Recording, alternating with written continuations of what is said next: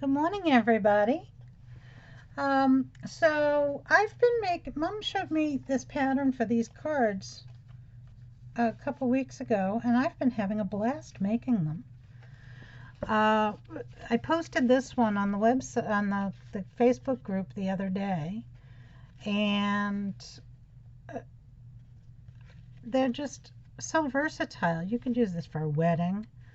I did this one for a baby, for a little girl baby. Um, And I did one the other day as well that I posted on the website, but I didn't really want to put it in the video for security purposes, which I embellished with photographs. I've got one of those little sprocket printers that prints a 2x3 photo, and it was perfect for putting photographs here, and I used a little frame die to frame off the pictures, and it was really cute. So if you want to see that one, you can go over to the Facebook group. But anyway, I want to show you how to make this. So I've pre-cut my pieces, so feel free to pause and cut your pieces as I explain it, and then, restart the video. So for right now, what you're going to need is initially a 5 or an 8 by 11, 8.5 by 11 piece of heavy cardstock. Okay, so this is heavy cardstock. And you're going to cut that down to 5.5 by 11. Sorry, I'm a little tongue-tied first thing in the morning. 5.5 by 11. And then with the piece that you cut off of there, because you started out with 8 and now you're at 5.5, so the piece you cut off of there, take that piece and cut that piece down to 2 3/4 by 4 1/4. So feel free to pause now and come back once you get that cut. So once that's cut, you're going to bring out your scoreboard, and I'm going to readjust my camera here so you can see. So you're going to bring out your scoreboard, and from your scoreboard, you're going to put your paper the long way, and I've already scored mine, but I'll show you here. You're going to put your paper the long way across the top of your scoreboard, and you want to score it down on the 1/4 inch and 3 3/4, excuse me, 3 3/4, and then the 7 1/4 inch marks. So 1/4, 3 3/4, and 7 1/4 inch marks. Once you get that done, turn your paper so the 1/4 inch score mark is along the top. And you want to score this now at the 5/8 inch mark. But you only want to score it down to your last score mark, your 7 1/4 inch score mark. So you're going to go from 5/8 inch down to your 7 1/4 inch score mark that you made previously. When you're done that, you can take and put your scoreboard to the side, as we're done with that. So now you have a page that has 3 score marks going down and 1 score mark going across the top, but only part way. Now if you look at that score mark you have going across the top part way, it creates a section here that goes from the 7 1/4 to the edge. I want you to cut that section out right along that score mark that you made going down to the 7 1/4. So you can use your scissors. I prefer to use my X-Acto knife because I am not scissor friendly. So, except now I cannot find my ruler. So I am going to end up using my scissors. So what you end up with when we finish cutting this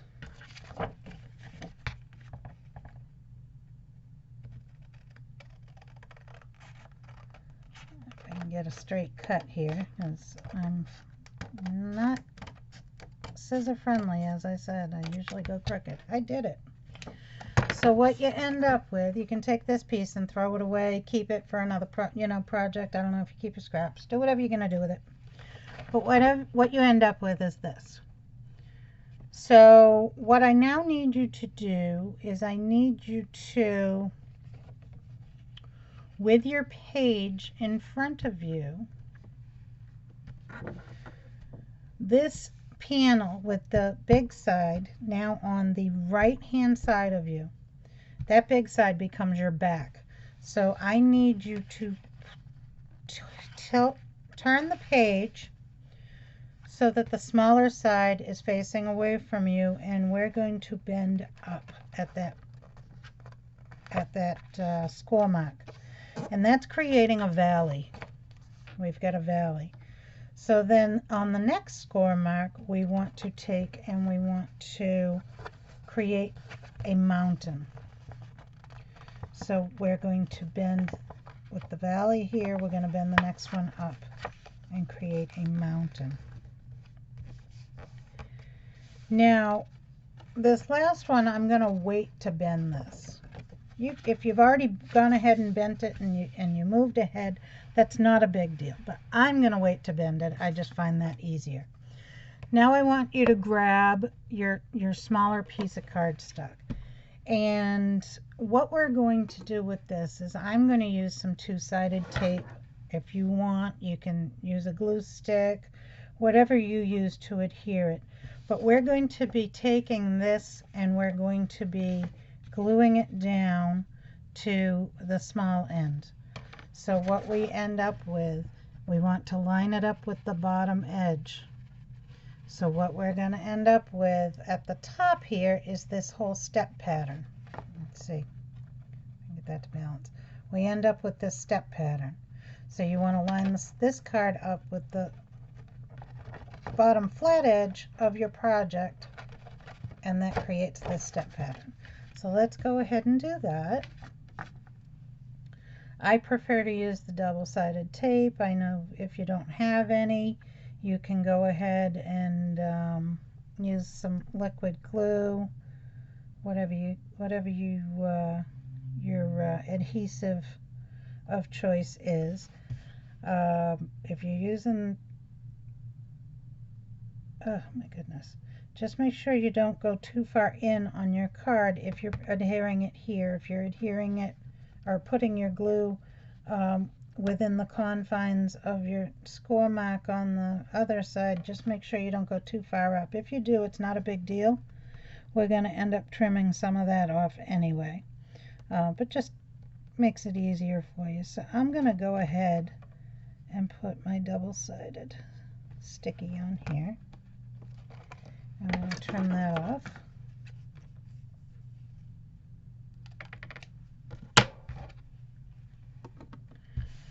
And when I use double-sided sticky, I like to burnish it down and make sure I get a really good, get that stuck really good. Okay, so,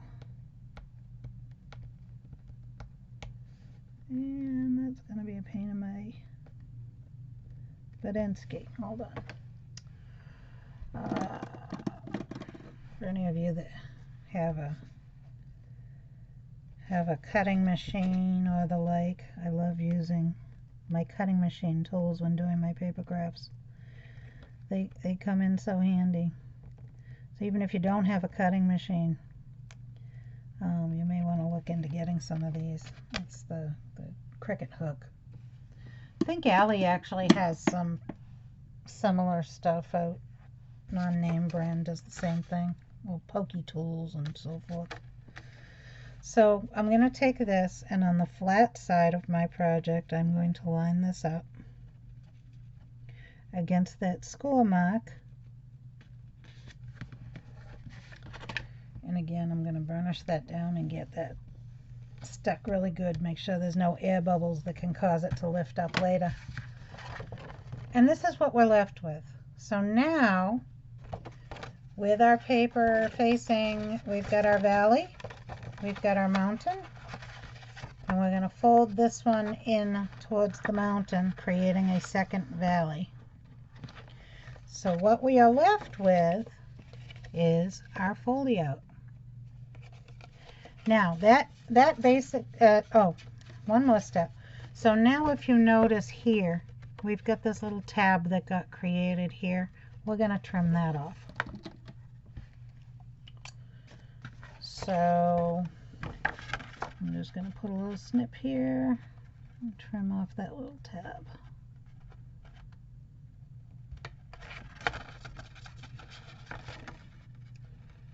Let's see.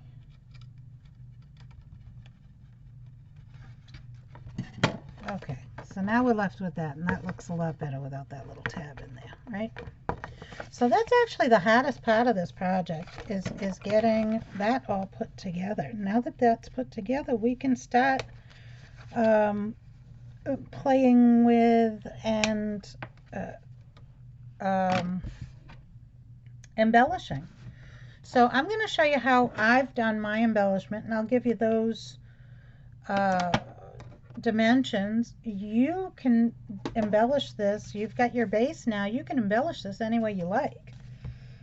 You could use dies, and you could, if you have the right size dies, I suppose you could do dies with lacy edges and all kinds of fun stuff you can do going on in there. So to do it the way I did it, you want to find, put this stuff aside, you want a background color which is going to sit in the back here. So as on this card I used blue. For the one that we're making now, I'm using a nice vibrant purple, royal purple. And then you want two contrasting papers. Now for the background color I would use a cardstock. You can use paper. If you had solid paper, you could use solid colored paper, but I would not use a heavy cardstock. Reason being that with all the layers of paper that we're putting into these, it's heavy and stiff enough that you don't want to add that extra heaviness by using a heavier cardstock in all the layers. So I'd start out with a heavy cardstock, I'd move on to a cardstock, and then what I've done is I've moved on to physical paper. So this is printed paper. And you want contrasting paper for the next steps. So you need to determine, when you're looking at your card, what do you want on your front panel? Okay, what do you want on the front, and then what do you want on the two middle panels? So your two middle panels will be the same. Your front is going to be the same, front and back, and your back is going to be the same, and that gives you this nice stepped look on the front here. So you decide what your papers are going to be, and then I will go ahead and give you your dimensions. So in cutting the dimensions for the card, you are going to need, if you're using a 12 by 12 sheet of cardstock, you only need one sheet.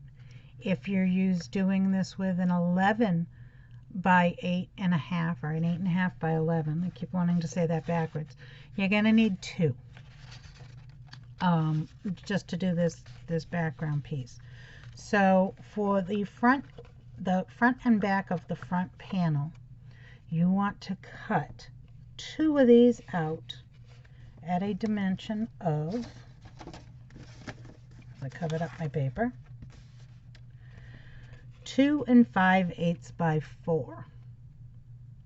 So you want to cut those, and then you want to put that aside. For the middle, your middle, you want to cut 2. And this is going to be 3 3/8 by 4 11/16. Okay. And for the back, you just need one.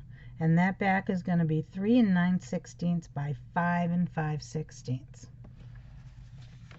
So in case you're having a hard time hearing me, here are the dimensions. If you want to write them down, pause the video and write them down. And this is just for that back panel. Okay.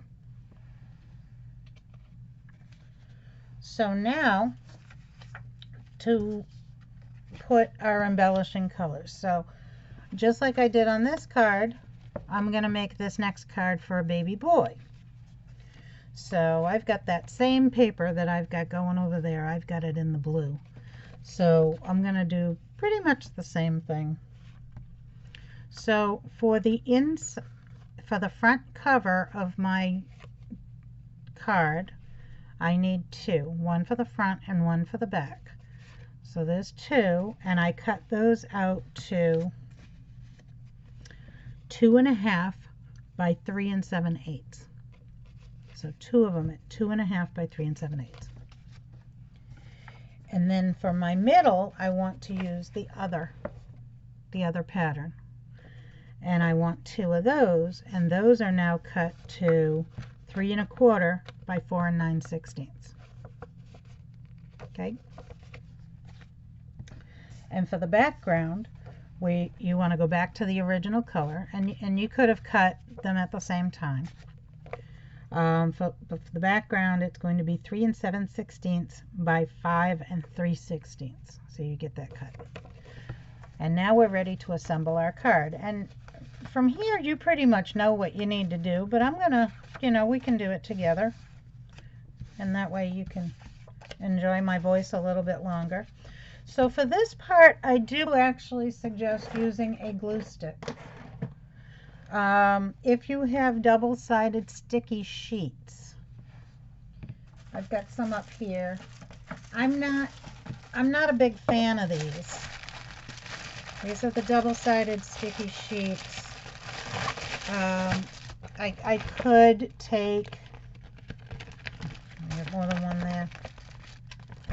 I could take this and peel off one of the sides to expose the adhesive, apply my background pieces to this, and then cut around it, and then pull off the other side to expose the other side of adhesive and apply it to my card. I got these on Ally. I gotta be honest with you. They're not easy to work with. It's very difficult to separate the layers between the adhesive.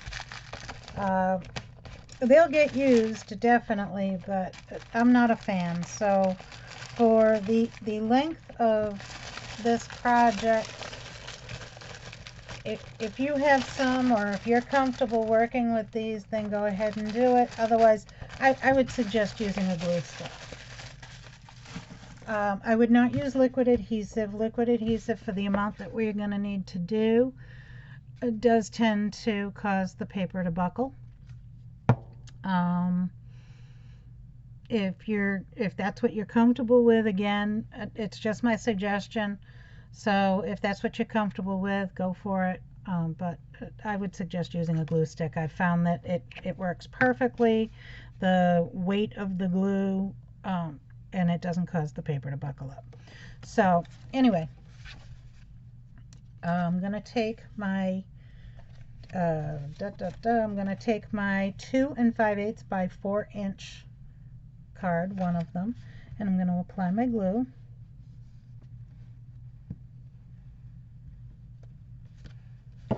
And I don't even go around the whole thing. I just went around the edge.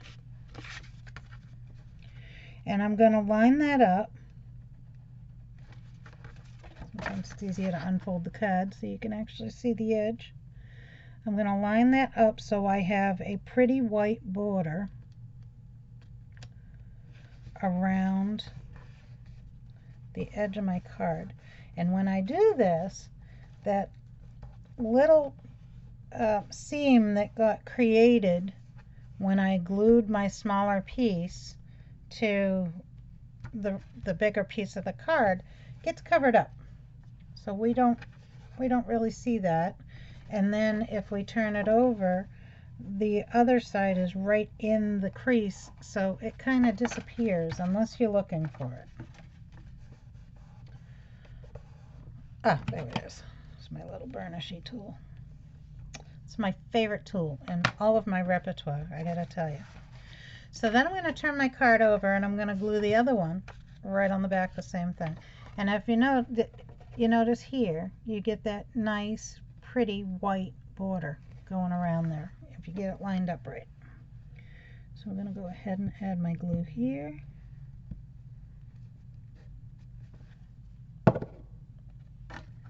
And again, line it up so I've got a pretty white border.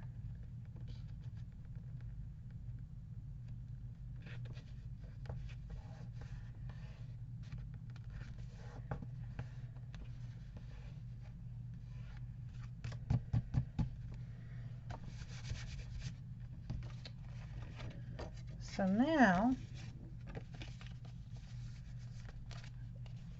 that's what we look like here now. Okay. So with my card opening out and the small end on the left, go ahead and do the same thing with the pieces that fit in each. So you've got your 3 3/8 by 4 11/16. Those two panels are going to go in, and then your 3 9/16 by your 5 5/16 will go on the back. So go ahead and do that.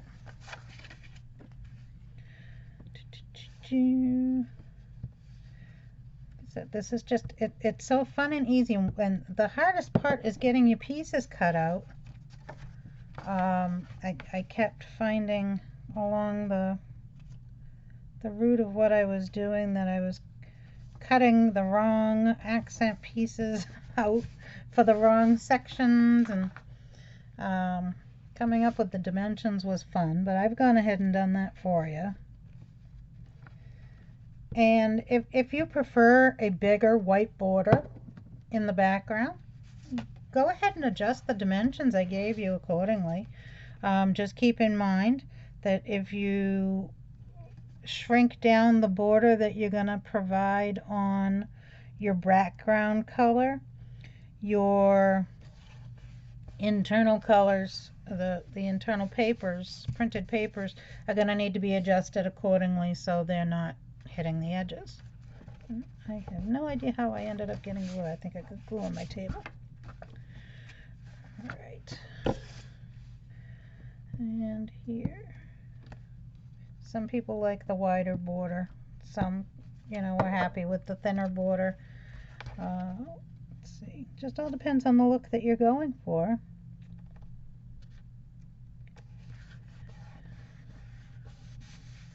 Okay.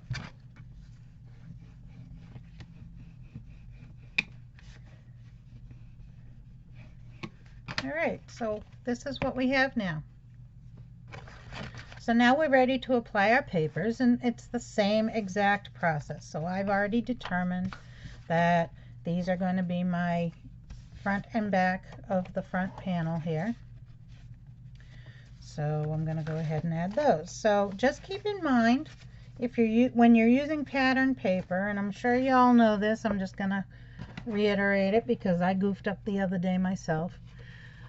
When I cut the other day, I cut one going up, and because I had enough paper left, I said, oh, I'm going to try to get enough out of that one and save some of that paper, so I cut the other one this way, not even thinking. That's not going to fly with this, is it? So make sure that your pattern is going the same way in your cut pieces. Let's see. Okay. So we get that, and make sure that your card is facing the right way when you apply that cut piece, because I've also done it upside down and said, oh no, what did I do? Let's see. Line that up now. You're going to line that up so you've got a nice, I've got a purple border, whatever your underneath cardstock color is, you want to make sure that that is now displaying through. And that's how you get that nice little border.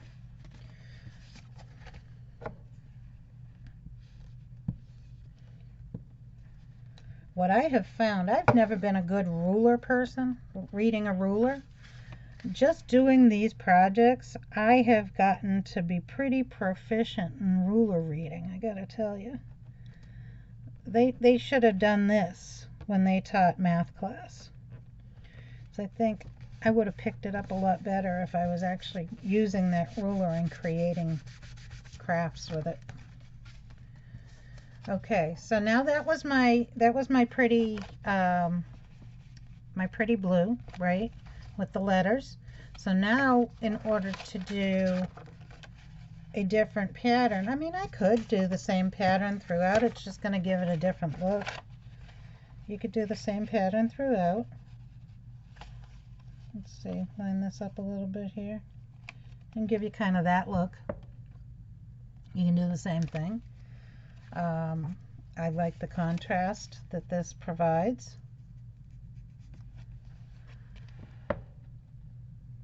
So I'm going to go ahead and I'm going to glue that onto that. I'll do the same thing on the opposite side, and then I'll do the same thing on the back panel, but with the back panel I'm going to use the same paper that I did on the front panel. So I mean, that's the card in and of a nutshell. Once you get the base cut out, it really does move along rather quickly. And don't do what I just did and smash your paper and make it all crinkle. Let's see if we can get that crinkle out of there while we push this down. And just patience and have fun with it. And then once you get the card made, like I said, you can embellish it whatever way you like. So I've got, like I said, I bought this little sprocket printer. And there's different brands. I think Canon has an Envy, does the same size papers. Sprocket also has one that does a little bit bigger papers, but I'll show you one of the papers in here. It's an inkless printer. The ink is actually in the paper, so it's really cool. And so this is the size of the photograph when you're done, and you can put that, so say it was there, so you could take that photograph and you could put it in there, and then you can take one of your smaller frame dies and frame that out. Like I said, I do have a card here that I've done it with, but it's got pictures of other people, not my family, so I don't really want to put it in the video. So it's really cool, and that works through your cell phone. So I mean, you could take pictures at the beach or what have you, anywhere, and be printing them out and put them in a card. You know, somebody's going away and on a trip or something. You want to take photos of the trip and send a missing you card. Or yeah, I did it for a baby. You could do it for a wedding. Actually, that would be a really cool idea. If you made your own thank you cards for a wedding, you can do them all up and put a couple of pictures from the wedding. Maybe pictures that specific person was in at the wedding, so they have a little keepsake. I like that idea. That's kind of really cool. Pictures of the bride and the groom with the person. Or you can not use pictures and do something completely different and just embellish it. I've got some dies here that are little giraffes or little elephants, and you can put those on each page. Maybe get one of the things that I can actually show you from the other card that I made. So this is now done. I'm so happy. So here's the other card I made. I won't show you the pictures of the people, but I will show you what I did with the front.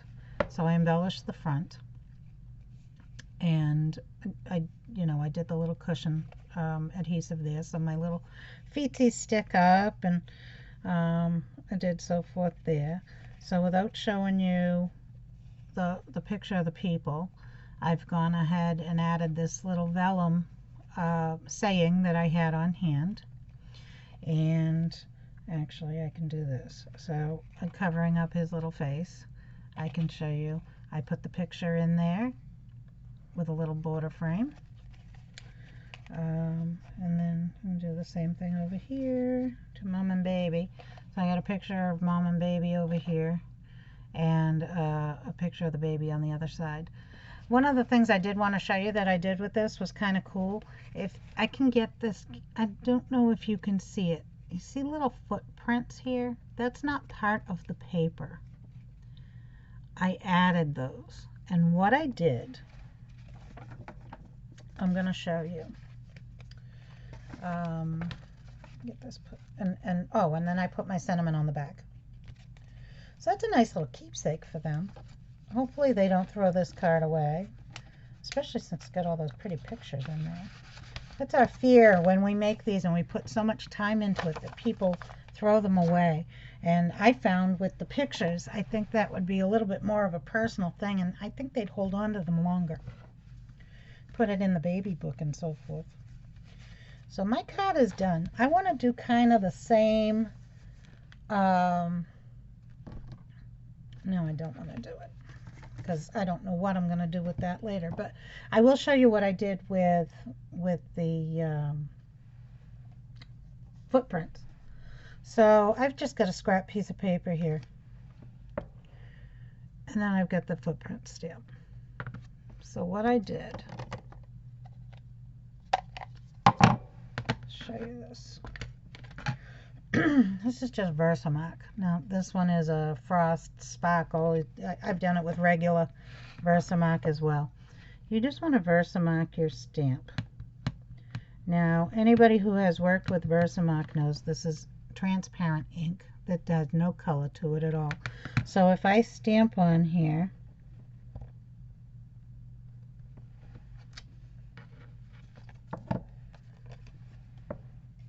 you can see it's just a colorless image.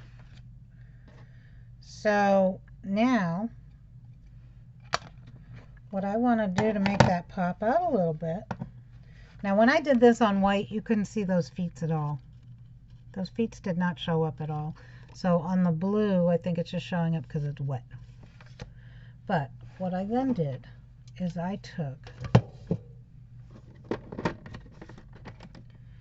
and I don't know if anybody out there has ever worked with these perfect pearls. This one's got a pink tinge to it. I've got some others that are more vibrant colors by a different manufacturer. You can get these on Alley as unbranded. You just see I got these on clearance. So I think this was Joann's, and they don't have them anymore. But it's the same stuff. It's just basically it's glitter that has been pounded down to a fine, fine, fine powder. And then you get a fluffy, fluffy brush. And here's your my fluffy, fluffy brush. And it's very soft bristles. It's a very fluffy brush. And you take the perfect pearl powder, or the pearl powder is what it's called. And you take it and you just barely dab. Barely dab. A little bit too much, I think. So I've barely got any on here. I can actually tap that off. Tap that off. Here we go. So I've barely got anything on this brush, right? And I'm going to take this brush and I'm just going to dab it here on my paper. And I can go back over images and go back over, and the powder is going to fall off your brush all over your image here. But I'm just dabbing. So I can go back over and scrape up some of that discarded pearl powder, and I'm just going through. And when I get a good coating, I didn't have a lot left over. Most of it landed on my image, so I was able to blow that off. But if not, you could take your brush and just kind of brush it back into the jar carefully, or over a trash barrel. The little jar will go such a long way, as you will see when I tilt my project up here. barely anything on the tip of that brush. Sometimes I like to take these dry dust rags and just go over it just to get any excess.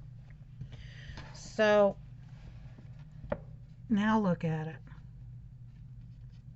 You can't really see that pink through the camera. Oh, yeah, you can right there. It gives it that shine, and it's kind of a holographic look when you're doing the card, because if you look at the card straight on, you may not actually see that image, but when you go and tilt the card, the light catches it just so, and that just becomes a beautiful holographic, almost like capture of an image. So what I did on the other card is I took those baby feet and I strategically placed them all over the card, and then I came through with the pearl powder and I did that, and it took a plain piece of paper and just turned it into something really pretty. So those are the two things that I wanted to share with you today. I hope you enjoyed it. I'm actually thinking about creating a YouTube channel for myself. So if I do, this will be one of the very first videos that I put up there. It'll be great. And if I do, I hope you guys come over and like the video if you liked it. Definitely like it in Facebook. If you like this video, like it in Facebook in the group. So that way I know that it's something that somebody's going to want to watch. All right. Other than that, I hope everybody's doing well with the pandemic and that you're all safe and healthy. And knock on wood, you're having a lot of fun crafting. So, oh, the wood's up here. Anyway, that's it for now. Have fun.